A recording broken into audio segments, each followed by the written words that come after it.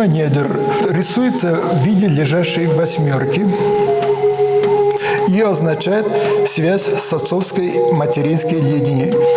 Чувашское слово «незаль» близко по звучанию древнеегипетским словом «недр», что означает «боги» или «нетру». А чувашское слово «незаль» незальзе множественное числе предки, прадедушки, прабабушки.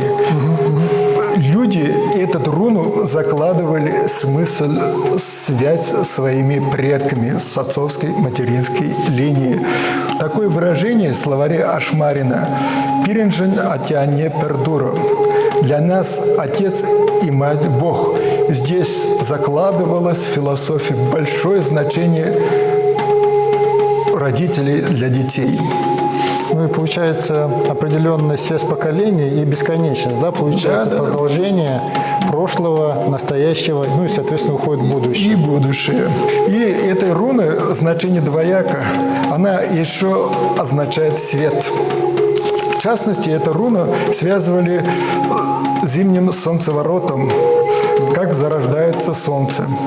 Эта руна также означает в начальном слоговом письме «ну» на «не».